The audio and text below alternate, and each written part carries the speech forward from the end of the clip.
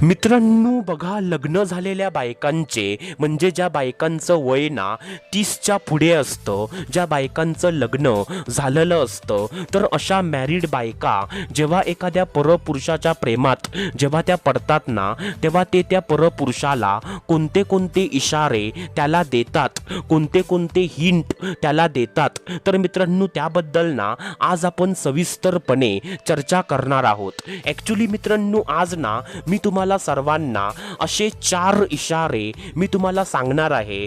होय मित्रांनो, असे 4 इशारे मी तुम्हाला सांगणार आहे, जे 4 इशारे ना लग्न झालेल्या बायका म्हणजे ज्या बायकांचं लग्न झालेलं आहे, म्हणजे ज्या बायकांचं वय ना 30च्या पुढे आहे, तर अशा 30 नंतरच्या बायका जेव्हा एखाद्या परपुरुषाच्या प्रेमामध्ये पडतात तेव्हा ते ना म्हणजे त्या परपुरुषाला कोणते कोणते इशारे देतात. तर मित्रांनो ते मी तुम्हाला आत्ता ना एकदम A to Z तुम्हाला सांगणार आहे. तर त्यामुळे ना तुम्हाला जर ते इशारे जाणून घ्यायचे असतील तर मित्रांनो हा व्हिडिओ ना तुम्ही पूर्ण बघा. तर चला सुरुवात करूया आजच्या या धमाकेदार व्हिडिओला. तर मित्रांनो बघा, सर्वात पहिल्यांदा जो पहिला इशारा आहे तर तो पहिला इशारा असा आहे मित्रांनो, की मित्रांनो स्वतःचा नवरा घरात नसताना त्या परपुरुषाला घरामध्ये बोलवणं. होय मित्रांनो, काय बोललो मी? स्वतःचा नवरा घरात नसताना त्या परपुरुषाला घरामध्ये बोलवणं. आता बघा मित्रांनो, ज्या लग्न झालेल्या बायकांना म्हणजे ज्या बायकांना आपला नवरा आवडत नाही आणि त्या बायकांचं म्हणजे अफेअर ना एखाद्या परपुरुषासोबत त्यांचं अफेअर असतं, तर मित्रांनो अशा बायकांना म्हणजे घरामध्ये नवरा नसताना त्या परपुरुषाला ना घरामध्ये बोलवतात म्हणजे बोलवतात.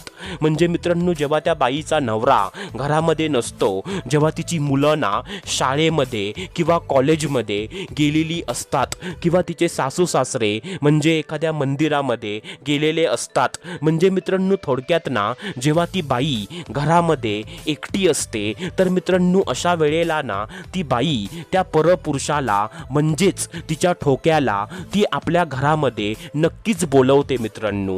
तर मित्रांनो हा पहिला इशारा आहे, की म्हणजे ती बाई ना परपुरुषाच्या प्रेमात ती पडली आहे. नाही तर मित्रांनो बायकांना असं घरात एकटं असताना कोणत्याच परपुरुषाला घरामध्ये बोलवत नाही. तर मित्रांनो हा इशारा ना तुम्ही लक्षात ठेवा. आता त्याच्यानंतर जो दुसरा इशारा आहे तर तो दुसरा इशारा ना असा आहे मित्रांनो, की मित्रांनो तिच्या आणि तिच्या नवऱ्यामधल्या ज्या पर्सनल गोष्टी ज्या असतात ना, तर त्या पर्सनल गोष्टी त्या परपुरुषाला सांगणं.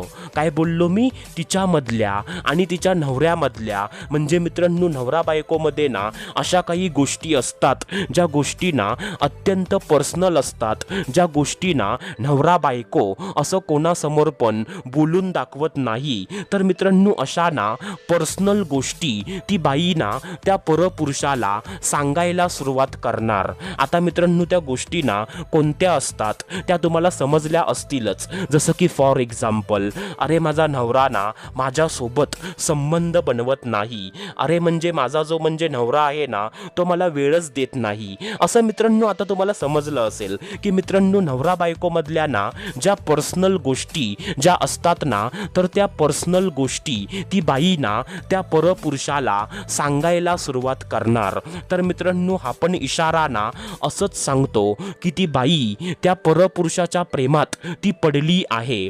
आता त्याच्यानंतर जो तिसरा इशारा आहे तर तो तिसरा इशारा ना असा आहे मित्रांनो, की म्हणजे आपल्या स्वतःच्या नवऱ्यापेक्षा त्या परपुरुषाला जास्त महत्त्व देणं. काय बोललो मी? म्हणजे आपल्या स्वतःच्या नवऱ्यापेक्षा त्या परपुरुषाला जास्त महत्त्व देणं. आता बघा मित्रांनो जेव्हा एखादी बाई ना स्वतःच्या नवऱ्यापेक्षा एखाद्या परपुरुषाला जास्त महत्त्व देते, तर त्याचा अर्थ ना साफ साफ असाच असतो की ती बाई ना स्वतःच्या नवऱ्याला ती विचारत नाही, तिला तिचा नवरा ना आवडत नाही आणि म्हणजे तिचं ना त्या परपुरुषावर प्रेम आहे. नाही तर मित्रांनो बायकांना कधीच आपल्या नवऱ्यापेक्षा कोणत्या परपुरुषाला असं जास्त महत्त्व अजिबात देत नाही. तर मित्रांनो हा पण इशारा ना तुम्ही लक्षात ठेवा. आता त्याच्यानंतर जो चौथा इशारा आहे तर तो चौथा इशारा असा आहे मित्रांनो,